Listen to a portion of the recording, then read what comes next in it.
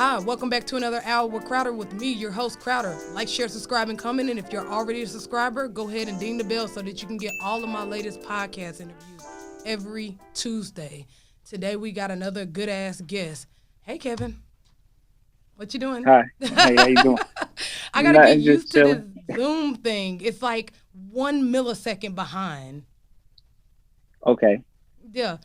Are you talking about my reactions is 1 second behind? No, it's just that I'm used to Okay. like live conversation. So this Right. is my Yeah. first Zoom meeting, but I thought that you was a very interesting guy, especially when you're talking about hmm buying back the block, which is a very big conversation here in the black community. hmm Could you tell us a little bit about yourself and that program? All right. So basically, myself. I'm Kevin. I'm 28. I started real estate maybe in 2019 out here in Harrisburg, PA. I did my first piece of real estate I got was in a tax sale for $1,400, and I went. It was a shell that I bought. I fixed it up, got it rented out. My sister, she wanted to get in real estate. She already like owned her house, but she did it through FHA. So once I got my house fixed up, I went and took the equity out of it, and I hit her up. I'm like, hey, what's up? You said you want to get in real estate, right? She's like, yeah. I said, I ended up finding a deal of another house to buy. So I went half with her on a house. Um, Cecilio Arango, the other member of our LLC, man, him was already cool. He went to the same tax sale as me. So it was like we was kind of feeding off each other, just telling each other what we had going on as far as our properties getting fixed up. And me and him, he ended up getting acquainted with my sister, and we all was cool. And after me and my sister bought the house together, I just told him basically how smooth it had went, and he's like, damn, and so we all like minded individuals, so we was kind of like clicking. So we came up with the idea like, yo, let's go buy one together. So then we start looking for deals, and within like the first 30 days we found one. We ended up not going with that, but we ended up getting another one. And when we was in the process of buying it, we was like, hey, yo, we might as well just get an LLC and make it official, because it's better when when you buying a property with a bunch of individuals, it's better to get it, just do it under an LLC. So we end up going, getting an LLC, What is doing the the agreement. I'm sorry, what is the importance of getting an LLC versus doing it, I would say, free agent style? Free agent style. Okay, so when you do it under an LLC, you get better opportunities as far as like, you're looked at more like a business. As far as like funding and things like that, you get more advantages as far as that goes. So especially if, and it's just easier paperwork wise when you going in and you signing in, you just going in like, hey, we got this under our LLC. You know what I mean? It's tax breaks for that and everything. So I would definitely recommend, if any individuals is going in and y'all together, as an organization, I would say, just go ahead, do it as an LLC. That way you got your name off of it. It just says buy the block back, and that's what they know when What they is look up one that of property. what is one of the biggest mistakes that someone makes? Because essentially what you do is flip houses. You go in, you buy Right. a low income or foreclosure home, correct? And you start to hmm do the work on it. I mean, I've seen you do the work on houses. I've pretty hmm much stalked your page before, I even Okay. got your interview or anything like that. So I see that you're Yeah. going inside of these homes that are kind of tore down, and you're making the Tore maintenance down. on Yeah. them, and then you're hmm selling them back. So what is one of the mistakes hmm that someone makes when they get into a business of flipping houses? What's the common mistake? Uh, well, common mistakes I would say are it's just gonna be in the beginning. Like, you're gonna make those mistakes. You're gonna deal with contractors. You're gonna be going for the lowest number. So you're gonna be dealing with the cheapest contractor. You're gonna be trying to take easy route easy. Like, because what you'll learn in real estate is you can't take those shortcuts because it'll come back to bite you in the long run. So you'll do stuff like that as far as like when you're fixing them up, you'll be like, oh, let's just do baseboard heaters instead of doing a furnace because furnaces cost more. And at the end of the day, you saving that couple $1,000s in the beginning is going to be mega thousands of dollars in the long run. So I think just in the beginning, it'll be like more like contractors. I would say, because I'm trying to think of all the mistakes I made in the beginning. It was basically, it's basically the process. Like you got to know the process of fixing a house up.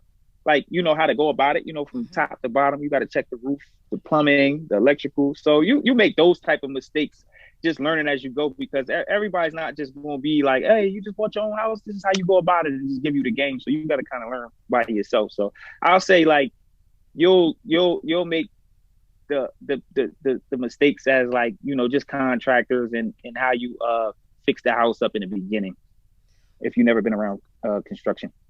Have you been in like construction? Because I see that you have a business of your own. You like do Yeah. buffering and floor cleaning and Uh-huh. floor installation and stuff like that. So you already kind of was hip to the game of how construction Uh-huh. and contracting works. That don't go the cheap route. What would Yeah. you say to a person that don't have a lot of money but do want to flip houses? Oh, well, to that person, and I'm glad you said that because that's the part that I did grasp. I wasn't really around construction. Well, I worked for like a painting company before where I was doing labor, but like as far as like knowing it, I really didn't know. But as a contractor, I knew official contractors, like because I know what I bring to the table as far as when it comes to my business. So I do know official contractors that worked in my favor. But to somebody that doesn't know the business, I would say, oh, you said doesn't have the money. So I would say, don't be scared. Look at, first of all, work on your credit score. I would say that anybody who doesn't have a lot of money, the best thing to do would be to just, simply work on your credit score, because the best thing to do is spend, the bank's money to invest in your properties to begin with. That's what all the heavy hitters do. And we just don't know. But if you don't got the money, I would say, not stop your lifestyle, but slow your lifestyle down. Although just take a break for about a year or two and try to get your finances in order. Work on your credit score. That would be the first thing I would tell them. Yeah. Okay. So, what is necessarily the process? Just, I'm pretty sure it's a very long process, but what is the first step of going ahead and flipping a house? You've already said get your Mm-hmm. credit score correct, because we're talking to people Mm-hmm. that are middle class and under middle class. We Uh-huh. ain't talking to rich people. Rich people just Definitely. put their money in the Yeah. stock market and then they tell their minions to go buy a couple houses and then they flip them and put Yeah. poor Go people buy in a couple them. houses for them. Yeah. Right. Or So do Airbnb. so, Um. what is one of the Yeah. things that you would So tell someone to go ahead? One of the first steps besides fix your credit, because everybody loves to say fix your credit, but that's with anything. okay. So like I said, my first property was $1,400. So How the you fuck don't did you get necessarily that? need. For $1,400 So dollars. yeah. I got it out of a tax sale. So most cities usually have tax sales that you can purchase properties from, and tax sales are because I never dealt with the foreclosures yet. From what I know, you got to deal with that through lawyers. But as far as tax sales go, most cities have them throughout the year. So you'll have different ones, like you'll have a free and clear sale where, as people just get their houses took for not paying their real estate taxes. So it's basically like an auction. So if I would check and see if your city has auctions, property auctions, and just go downtown to your building and just see where the real estate auctions are. Just find that out first. And I would recommend anybody that doesn't have a whole lot of money to go down to those sales, because you'll it's a steal. It's just like buying a car. It's the same exact thing.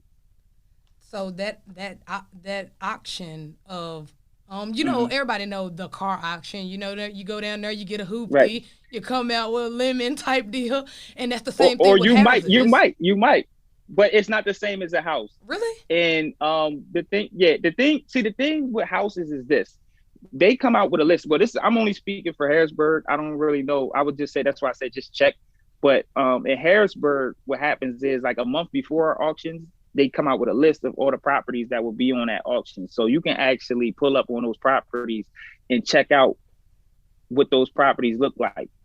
You know what I mean? You won't know everything, but you'll get a gist of like how that property looks before you go down to the auction and bid on it. So it's not like you just bid in a blind auction and it's just a house rolling down the street and you bid off of it. No, they give you a list a month before and you can do your homework and you go down to the auction and you start bidding. Like I said, the auction that I went to, it started at $500 and it was just like the luck of the draw. I bid it.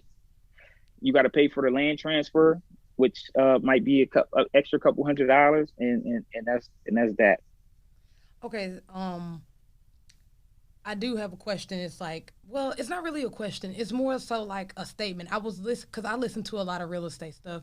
Actually, I've already had two real estate people on here. That's why I felt like I need to go ahead and talk to somebody that actually flips houses. So, one thing I know that is, do you do this?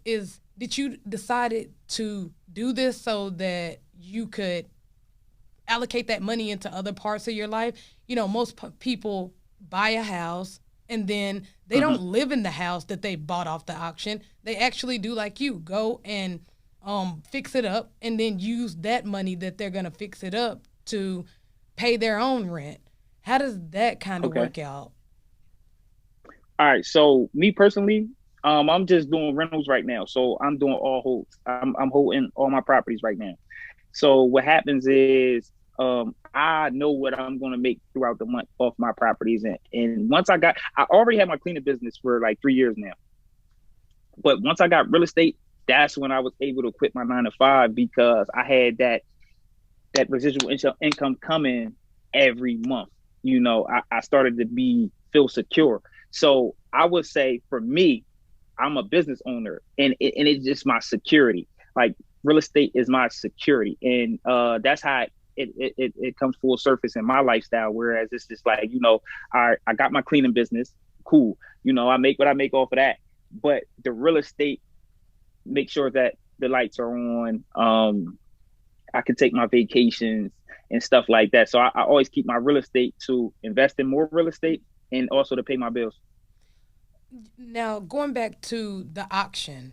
Okay, so are these houses that are on the auction block, are they already pre-inspected? No. They will tell you if the house is condemned. What So does condemned mean for they a should house? condemned means the city codes, they came in and they deemed the house not up to standards for human beings to live inside until certain things are fixed. So it could be like, you know, you got to get the plumbing or it could be structural damage that you got to get situated before you can actually put that house on the market. But as far as inspection, no. Yeah, us in Texas, because that's where I'm based out of, like Dallas, Texas, that's where I live. And we have Okay. really bad structure problems over here because according to my girlfriend, then the ground gets really wet whenever it rains and then it dries up super fast. It doesn't dry on its Okay. own. So even the house Yeah. that I'm leaving today, like I'm moving, it has like straight, cracks in the walls. It has foundation problem. Is that one of the ones that'll get you condemned? Because I see a lot of foundation problems in Texas. Oh, okay. So what I've seen with those situations is they won't really tell you down at the auction all the time. But what'll happen is once you get your deed and you go downtown, because once you get your deed, you got to go downtown before you start construction. You got to go downtown and get your permits. So you got to get a construction permit, electrical and plumbing permit. So once you go down there and you try to get your permit, they'll look it up in the computer and they might be like, hey, this has structural damage. So you have to get a structural engineer to come out and basically check your property out and tell you what you need to get done before you can get this house on a market. So he'll do the pre and then he'll do the after you get it fixed up. How much is And you got to pay about for that. how much is about a good amount that you want to bring to the auction? If you're looking for something with I not would so say much damage. I would say 10K Oh, down here. I would say 10K down here. I see people, and this is Harrisburg, PA again. I really couldn't speak for Texas because I know that's a way bigger market, but I would say 10K down here. You'll get I've been seeing people buy properties with people living inside. So my company, we just bought a property in December from the auction. It's somebody that's living in there. So we don't know if they're going to tell them that they got to leave, or we going to have to go knock on the door like, hey, we own the property now. You got to leave. You know what I mean? Because it's just a tenant that's left in there. The owner actually let the property go to taxes. So I think 10,000 down here is a good number to have, but you can also come up. But it's just depending on give or take. Like if you get a property for 1,500, you got to be willing to put a lot of money into that property, but you got that asset. So I wouldn't, tell nobody not to do it. And if you don't have the money to fix up your property, they have things going on. That's why I say look at your credit, because credit is going to be vital. If you don't have the money, they have systems whereas you can pay, you can go and get a loan for repairs on your house. You can your property instantly has equity. You can take that equity out and use it for repairs. It's a bunch of things that you can do to get that house fixed up. do So I you wouldn't say if you don't got a bunch of money, don't be scared. do you only flip houses in PA, or do you do other Well, states so as well? so far we're just in PA, but we've been talking about we know Cleveland is a good market, and my sister was trying to get into West Virginia. It's starting to be like a real college town. The properties are definitely good properties out there, and also I see Florida as a good Airbnb um, town as well. Now you But so far, just PA. Now, what you have, of course, you have knowledge about not only PA but other places as well, Hmm. because you're already looking into, West Virginia and Hmm. Ohio Yeah. and stuff like that. What is the process of that? Because I live in Texas and it's crazy down Hmm. here. Everybody wants to live here. The market is crazy. They're Yeah. charging like $15,000 for an acre of land. So I hate Well, to see yeah. what it is for a house, just to flip a house. Yeah. That's actually what we're trying to preach to the people back home, because we're just basically saying that like this is that what's happening in Texas is going to happen everywhere slowly but surely.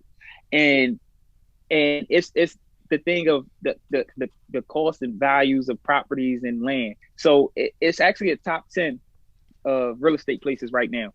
And it's just like everybody knows them. You just got to research. Like, it's like it's Detroit right now. It's all the places that like Baltimore, all the places that people just forget about, and they just left those towns the shame. And it's so people that'll be scared to invest in the inner city. But what happens is once the big real estate companies and all that, they get a whiff of it, and it's so easy to acquire land. They'll come and start gentrifying it, and then they'll make it more, you know, and that's already happened in Texas. So Cleveland, you can get properties for the low. Anywhere that I would say anywhere that you can get properties for a good price, and things like Trulia will tell you that. So you'll basically you can. It's just a click away of finding out property values in any other state.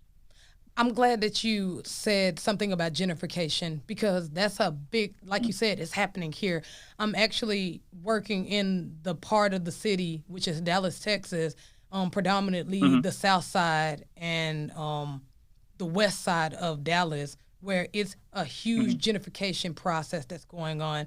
That city, those cities have looked like shit for ever since I was little, and now you see the road. Mm-hmm. That's a clear indication that your city is about to get gentrified. Is you start seeing them fix the road, that pothole that you bop bop. Shopping malls. Yeah, every week to every week Yeah. you bop bop in that pothole, and now you Mm-hmm. go over it and it's Yeah. smooth. That's a clear indication. And I just want to see your views on, is gentrification in the hood a good thing or a bad thing? The pros and cons of it. I'm kind of in the middle. As long as my people get their fair share, like as long as we got some ownership as well, I don't have a problem with it, because I know we need advanced autos. I know we need grocery stores. I know we need big complex high rises as well. But we're not just going to give y'all everything. We still got to own homes. We still got to get a piece of the pie. We still got to have our corner stores. My sister got a beauty shop. As long as you ain't trying to push them people out, the mom and pops, I'm fine with it. Because it's nothing. It's like, I don't know how it is down there, but it gets to a point where there's nothing to do out here, and all we do is go out of town when we want to have fun. So I want stuff to be here. So I'm cool with gentrification, but to a minimum. I don't want y'all to try to kick us to the curb when y'all do the gentrification.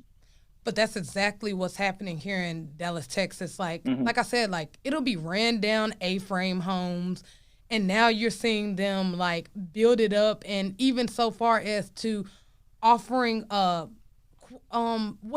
don't know the exact terminology of the loan that they give those people that don't want to move out, but they end up fixing their house up like the rest of them that's already pretty much gotten bought out by that big company that you're talking about.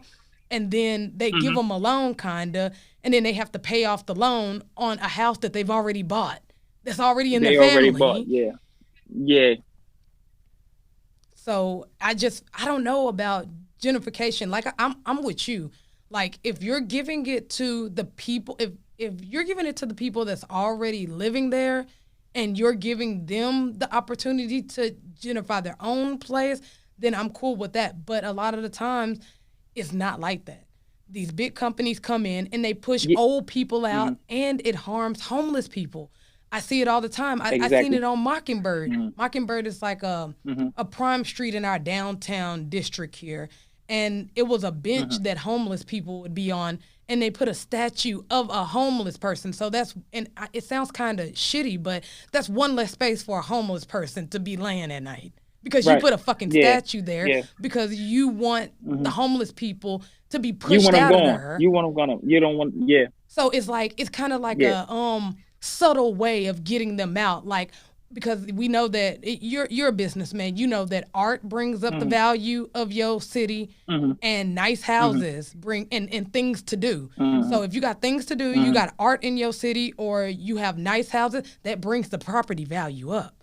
And they're putting statues and spikes in the form of art to keep homeless people out of those areas. And I see it happening in the hood, where they're putting art and they're fixing up the houses, and now the cops roll through a lot more than often. But where was the cops at whenever people was getting shot every day in South Dallas and West Dallas? At nowhere to be found. Yeah, because now there's a white person jogging at 2:00 in the morning, and you got to protect that person. I think it's very harmful for them to gentrify the hood, but I ain't gonna get too much on them though, because I feel like it's up to Black people to go ahead and fix up your own neighborhood. When are we gonna fix up our own neighborhood? That's where I'm at 100%. That's what I'm saying. We can't. I feel as though we can't complain if we not putting in any footwork. So if you're not putting in no footwork, you're not trying to figure this out. You keep taking years off. Like, next year I'll do it. I'll invest next year. I'll take my income tax next year. Or people running in lump sums of money and just buying cars, or just going on vacation or buying designer. Like you gotta invest. You got to. So if we ain't investing, we can't complain. We can't be on the front line like, hey, well, why y'all build this here? But you never was trying to get no properties here. Because I'm going to be on the front line.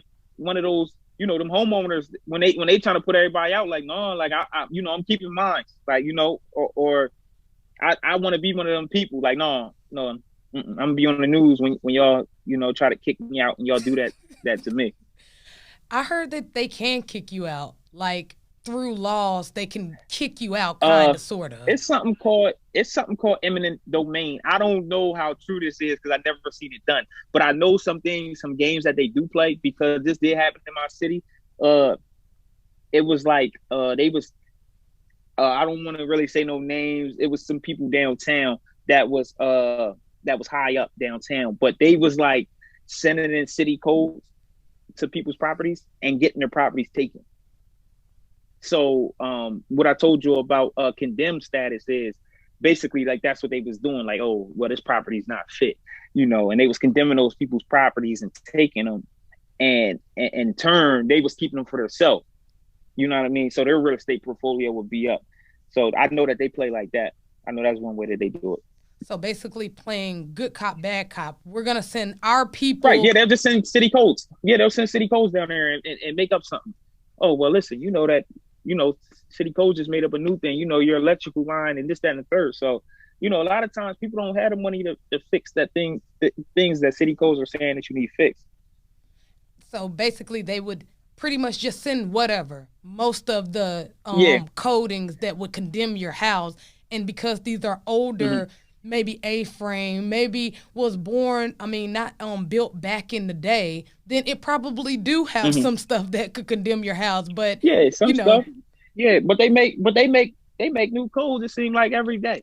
So, it's like, something, it's not like that they do a big spreadsheet and let people know, or they send it in the mail like, hey, city code just updated this so that property owners know. It's just something that they do.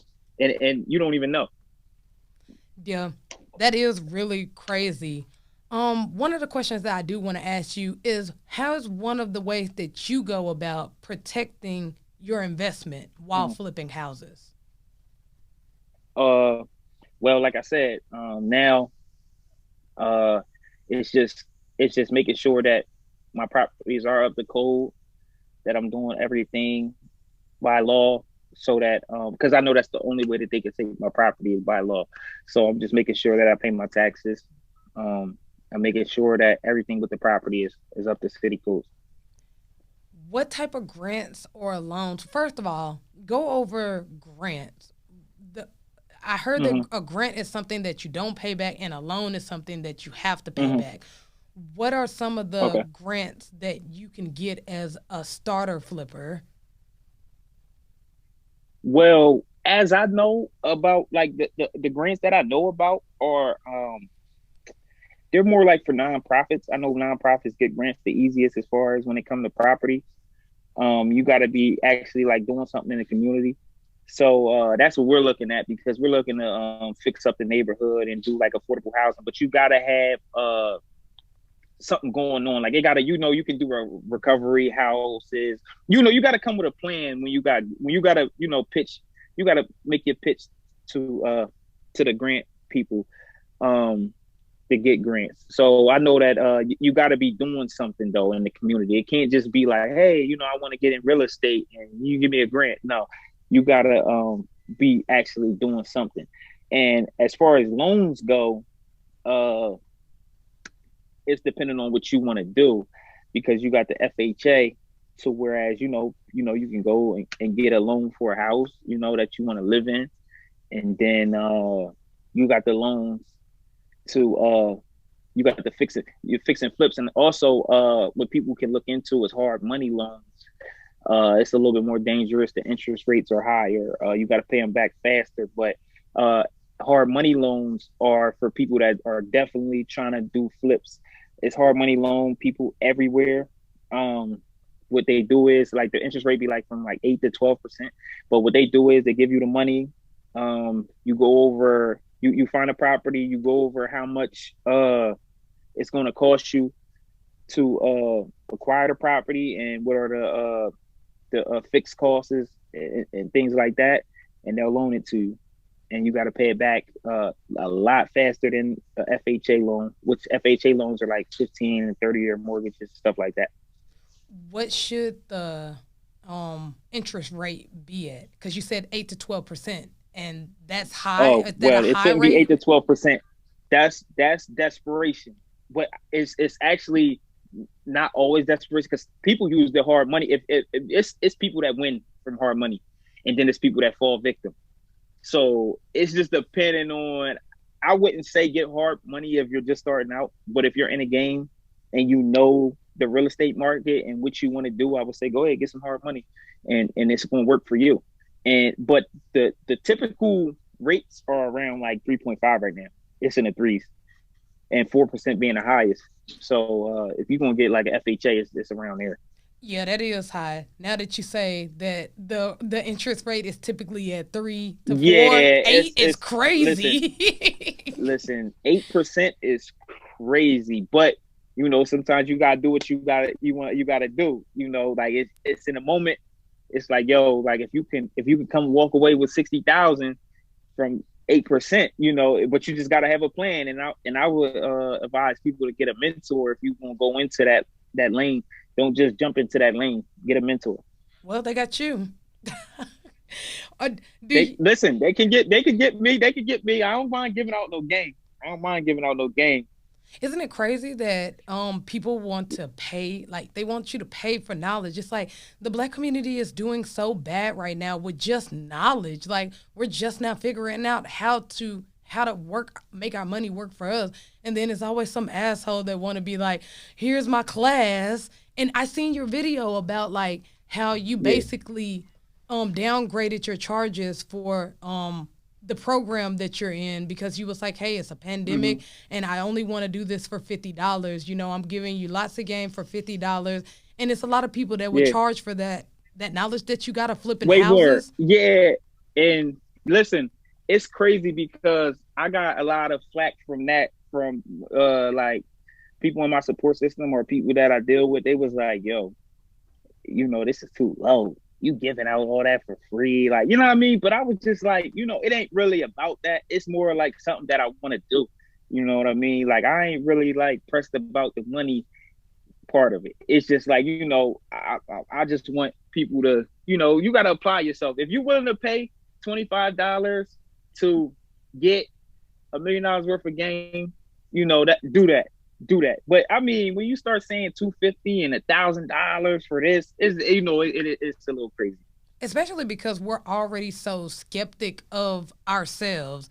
If I guaranteed you, if it No, was a people white are right. person that said, "Hey, 250 for this class to tell you how to flip a house," I guarantee They'll you do it. it will be Yeah, buku people do it. people Yeah, talking yeah, about, people "Oh, do I'm it. gonna go get Yeah, this class for yeah. tyrant or Hmm. whatever, whatever."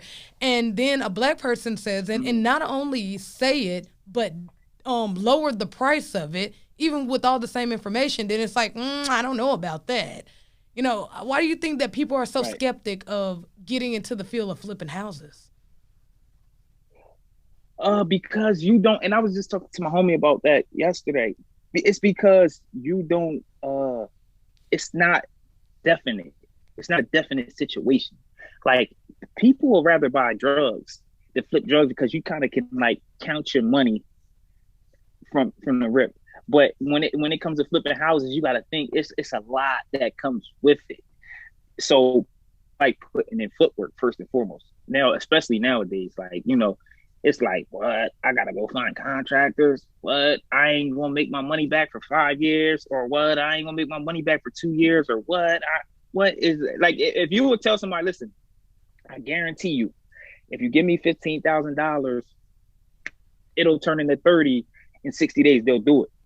But if you tell somebody a lot of information that they got to process, it's just harder for them to digest that than seeing that money go and they knowing like so many other things that they can do with that money, like buy furniture, buy a car. You know what I mean? It's just hard seeing that money go when you don't got a lot of it.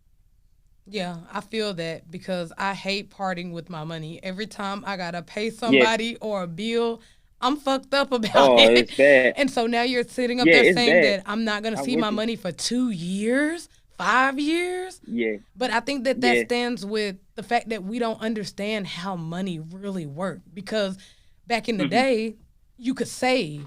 your mom or your dad. Your mom worked as a cafeteria lady, and your dad worked at the warehouse up the street, and they retired, and that was it. They sent you to school, and that was it. But now times have changed so much Right. to the fact that the currency of money, a dollar, has changed. A dollar is not a dollar anymore. You Right. see it because when you go to the store, if you went to the store in 1999, and then versus right now, you'll see that basket a little bit low. I just spent $100 the other day at the grocery store, and I was like, "This it?" Right. So then you take Yeah. that, and you're like you said, you don't have a lot of it. So then you question Yeah. everything because we have this savage mentality, and not black people, just everybody have this savage Everybody does. mentality Yeah. of holding on to money because we don't know when we're going to get it again. We get one paycheck a week, and then we turn around and our homeboy talking about flipping houses and putting 500 in together to Right. get this Right. house that we go to and is Next already year. raggedy. Yeah. And then you got some people on your team that's going to be lazy and like, I don't have time to go there and, sweep the floors up or paint or whatever. And it just goes a lot. It's a lot about financial illiteracy. We don't understand how money works. We're kind of lazy. We don't want to do anything that we're not going to get instant gratification from. So if I'm not going to see this Right. tomorrow, That's right. I don't want to do it. Why would I go flip a house Yeah. legally when I can go and sell drugs and I sold you $10 of crack. I Yeah. got $10 in my pocket. I got $10 in my pocket. I know that this is like clockwork every day. I'm seeing a profit. You're right, and that's the thing that the narrative that I desperately can't wait till it changes. You know what I mean? Because I was of that mindset for so long that it's just like now that I'm free of that, it's just I see the world totally different, and it's just hard seeing so many people that's still stuck in that mindset. Yeah. Why do you think that celebrities don't buy the block? We see it all the time. They get their money and they leave. Yeah. Uh-huh. Uh, I would say that they're not even um financially literate. Most celebrities aren't even financially literate. Like you gotta think most of them guys is going broke within their 5 years of them not being celebrities anymore. Them checks ain't coming no more once they're not celebrities. Post celebrity, like sports players and stuff like that. They're not even hip. They'll buy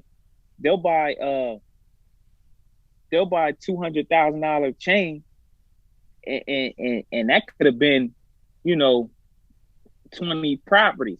But I think it's just strictly because they're not really financially literate. If they knew better, they would do better. Like if they knew that real estate was what it was, they would do it. But they're starting to know now. I see more celebrities investing in real estate. Yeah, Rick Ross is one of them. Rick Ross is him. Yeah. I watch his Instagram every day. Yeah, Rick Ross, J. Cole, he bought back his old house that he lived in, and now he lets women, like single women, live there for free for up to a year. Okay. Slim Thug down here in Houston, Texas, he bought a complete block, and he only rents to low income families, and they're nice ass houses. Yeah, that's heavy. Yeah, that's nice. That's what we should be doing, and that's kind of where it Yeah. takes me back to like we trying to charge for information when you just learned the information. The more people that understand how money works and how flipping houses or how real estate works or just how to do anything that deals with money, the more of us win. We're not Right. honestly in a I agree position with to you. be I agree with you. charging for information. Right. I agree with you. So And that's I agree with you. no, go ahead. I'm sorry. 100%. Yeah, I was just saying, and information is the biggest key to why we don't do what we need to do is because we don't have the information to make those moves. Yeah. What type of exemptions do you necessarily get from maybe flipping a house or buying a house that is foreclosed? What are some of the exemptions that you should look for? You talk about tax wise? Because if we're not going to see our money back in 2 years, at least let's Mm-hmm. Let's figure out what we are going to see if we do decide to put ourselves off in this position where we're not going to see our money back for 2 years. All right. So basically when you buy those properties and but that's like it's the difference is if you made that flip though. So if you bought the property, you get that tax exemption, but then the cash when you if you get the cash, that's when becomes the problem. So as far as buying them, uh you can get tax exemptions for buying the properties, but as far as like when you if you're cashing out, because a lot of times when you flip a property, it's for greater than or at least double of what you paid for it. So you definitely got to claim that income legally. So it's not many tax exemptions. It's loopholes, but um it's more when you get in the upper echelon that you start knowing those loopholes that avoid the taxes. That's the way that Donald Trump didn't pay taxes, Jay-Z don't pay taxes and stuff like that. I ain't there yet, but I know that when you buy the properties, you don't get taxed, but when if you sell them, your income, you got to claim that income. Ugh, that sucks that you buying them, which would essentially give you a lump sum of what you invested into versus Mm-hmm. renting it, and that's But residual money. right, but you will funnel it if you do like a loan to do the flip. That kind of helps you out because you're basically just paying the loan back. But you definitely it definitely does suck in that aspect. But it is loopholes to whereas you can figure it out. You can figure it out with the IRS. How are you getting your kids? You have kids? Excuse me, I'm sorry. I don't even know if you got Yeah, kids or I have a not. daughter. Okay, so you got a daughter. Yeah, I That's have a daughter. great. Girls are super detailed. She's gonna take your business great places when you die because girls are super Mhm. detailed. But how are you getting your daughter ready to understand the flipping business? I'm pretty sure you want her to have some knowledge in flipping houses herself. All right, so she's super young right now. She's 6 months. So, but listen, Oh, my plan for her is um I wouldn't just throw flipping houses on her, but I will make sure she has property. She's a homeowner. I'm definitely gonna put her on a deed. So by the time she's old enough, 18, I think she'll have a few properties by that time. So as far as flipping, it's up to her what she does with the property once I give it to her. You know what I mean? Like it's hers. She got tenants in them already. So if she wants to flip the property and get the money, go ahead, daughter. You can do what you got to do. But these are your properties. You do what you want with them. I'm definitely going to hip her to the entrepreneurial side of things, and tell her, let her know that she don't have to go to school to make money. I definitely want to show her better ways to make money. I want to show her money management, entrepreneurial. But if she wanted to go to school, definitely she can go to school. But I definitely want her to have a major that makes sense if she's going to go that route. But as far as um, flipping properties, I wouldn't tell her to do that. I'll make sure that she has at least a few properties on hand that she has ownership to. I don't believe in going to school for certain I don't things. either. I don't either. I don't want to be that dad that would be like, you can't go to school. So I would definitely tell her I don't think you should, but hey, if you want to, you want to be a dentist or a doctor, because those are the only things that really make sense, to going to school about. Yeah, most Jewish people don't even really go to school unless they are in the medical field because they have Right. people around that teach them the game early so they don't have to go to school I, for it. I would say get skills, get a skill, get a trade, something that you don't Exactly. got to go 4 to 8 years to be in your career for. You could do an 18-month program or a year program, 9 months, and get a skill, and you could take a skill further than a degree is going to take you. Yeah, I've welded and I'm a truck driver as of now. I already figured out that school is a scam, mainly because they're selling Hmm. you a dream that you're not Yeah, potentially um gonna get when you get out. You know? they said Biden didn't waive them school loans yet either. Ugh. Yeah. Shout out to them people still paying damn loans. I knew quick. I knew Yeah, quick this isn't gonna work out. And for the yeah. first year of college, I paid out of pocket everything for books, classes, Okay, everything, full time student. that And might have been smart. That might have been smart. You don't owe nothing. it really was. And that's the particular reason why it was smart, because I don't owe anything, Hmm. because I paid out of pocket. I didn't do any financial loans or any FAFSA or anything like that, whatever that stuff is called. I didn't do any of that. Hmm. And it was because I had an independent mindset in the beginning. It's not necessarily because I understood that I didn't want to pay back anything. I just was already really Hmm. independent and just paid for everything out of pocket, not even understanding that I could have got financial aid. I didn't understand Okay. financial aid and didn't know. But we push our kids into college and not even knowing that they might not even get the job that they're going for when they get out.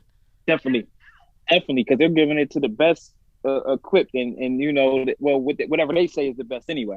Exactly what they say. And So it's usually yeah, you got to know somebody that knows somebody. That's why everybody get into these sororities and these frats, because those are a brotherhood that when they go off into the world, then they make a pact for their other so they say, brothers.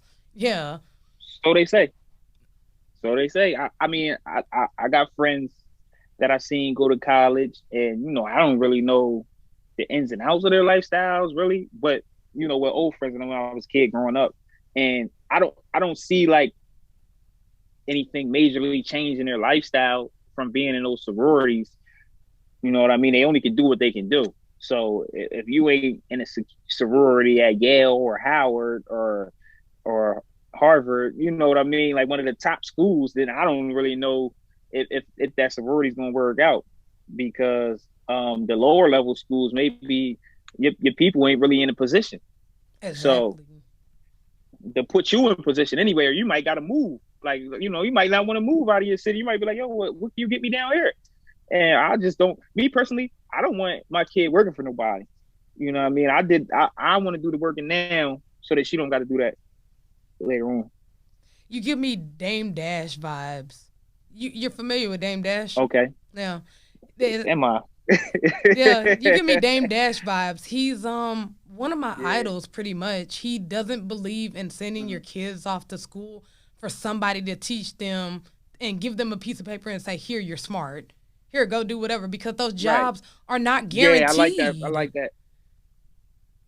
They're not. And you know what's crazy? I was working for a warehouse, right? And what happened at the company was it started getting more corporate. I guess it was like a smaller warehouse, and they started getting bigger and bigger. They went to a different location, and they started bringing in the college people because they had supervisors and managers at the time when it first started that was like from the hood, with felonies and stuff like that. But then it started being, oh, well, to be a supervisor, you got to have a degree. You know what I mean? You gotta be this, that, and the third. But those supervisors wasn't even better than the ones that was from the hood. So it's like, like just and to get a degree just to work at a warehouse is like doesn't make sense to me. That's And that's what crazy, happens to most people. They get the degrees, but they'll be working at regular jobs with people that don't have them. bruh. My friend, she went to fucking college, Denton University, or Denton State, or something Mm-hmm. like that, and she got a degree in law, and she works at Yeah, FedEx. yeah, and I feel so bad for her. And I feel so bad for her that she wasted that time. She could have been perfecting her craft. You know what I mean? Like, even if she was going to go in on law, I feel like if you're going to go in on a degree, it got to be to be the boss, because, it ain't to be nobody's lawyer. I mean, you can start out as a lawyer, but as you trying to get your own firm, I like thinking outside the box. So, like if somebody told me that, oh, okay, I want to be a dentist. Okay, cool. That's cool that you can be a dentist, but do you want to have your own dentist office as well? That's it's no limitations to what we can be. And if we think outside the box, then we'll start making those moves. Even if it sounds crazy from now, but you'll start accomplishing those goals little by little, and you'll get to where you want to be. That's what college in particularly was designed for. Mm-hmm. It was designed for you to be the boss, but people started to get these degrees and started to get comfortable. And because jobs Mm-hmm. noticed that, okay, you're making what, $75,000 a year, and you ain't left in 5 years. Because if you're really serious about going to go get your degree and then going out to go get your own firm or your own business, you're not gonna stay at a fucking job for 6, 7 years. Right. You're gonna be out of that I thing in agree with you. three. I've gathered Yeah. all the knowledge that I'm gonna gather, and now I'm going to go hire my own Mm-hmm. people. So they started to figure Right. out that people got comfortable. So then they started what? Mm-hmm. Hey, I need a degree for this position in this warehouse. And not only do I need a degree, but you got to have some experience before you come. Well, if I've been in school Exactly. over there trying to get the degree that I needed, I'm I not going to get have any experience. fucking experience. So then you got to waste another year or two of your life just to get the experience that they're saying that you need.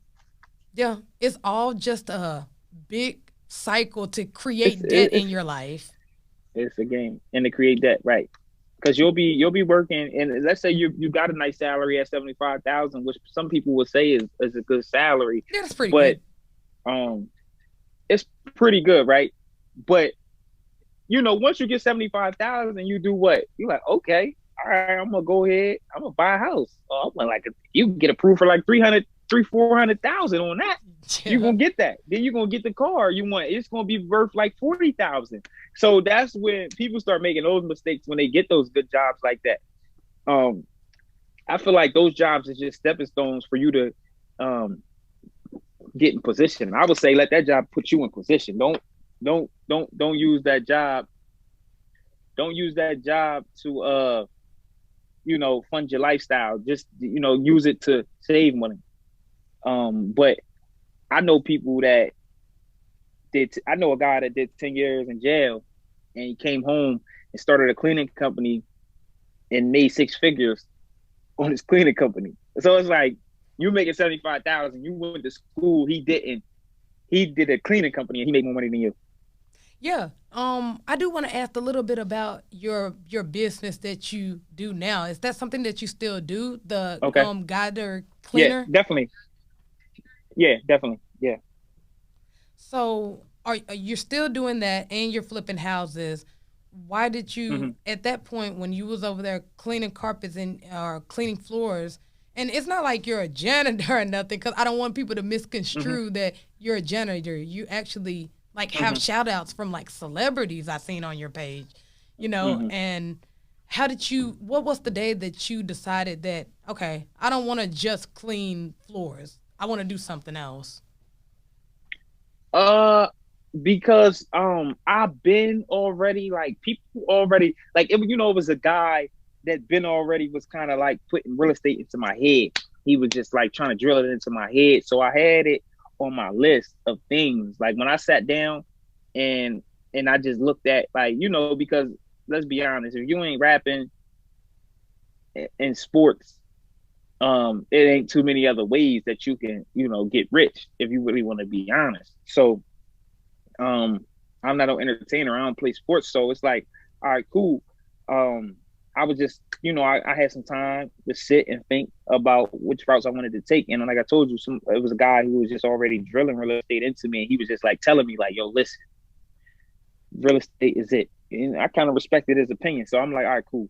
I put that on my list. I put the cleaning company because I knew that was a little bit more attainable at the time. It was like quicker to, just start a cleaning company than to buy a house. So I was like, okay, cool. I'm gonna do the cleaning company first, and then I'll get into the real estate when I get the cash to do it.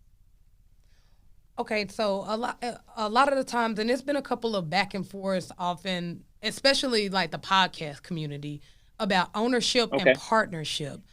Um, Okay. what is the importance of partnership versus ownership? Because I heard you on one of your videos on social media say partnership is important, but why would I want to partner with somebody when I can own it solely? Well, I just feel as though great partnerships trump ownership. And bad partnerships, you will be thinking like maybe I should have just did this by myself. But good partnerships, it works out better because you can kind of like break down the task. You got more brains and minds working, and you know, unity is better than isolation.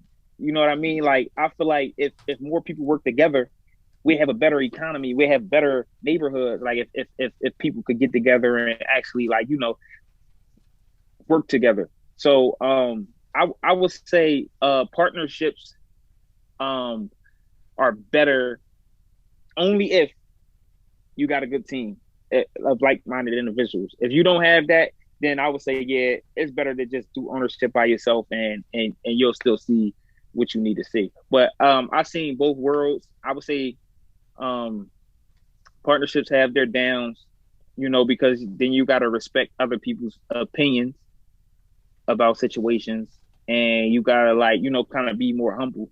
But you know, I seen in my business by myself, I seen more struggles. Uh, you know, like financially, I had to foot all the bills. So I would say, like, you know, just I if I had a take on it, I would say partnerships are definitely better. You got more brains working, you got more ideas, and you can do bigger things. What was some of the characteristics other than like mindedness that you had for the Mm-hmm. team that you wanted to partner with? Uh, Basically, like you know, just people being innovative, coming up with new stuff. You know, like stuff that I ain't think about. Um,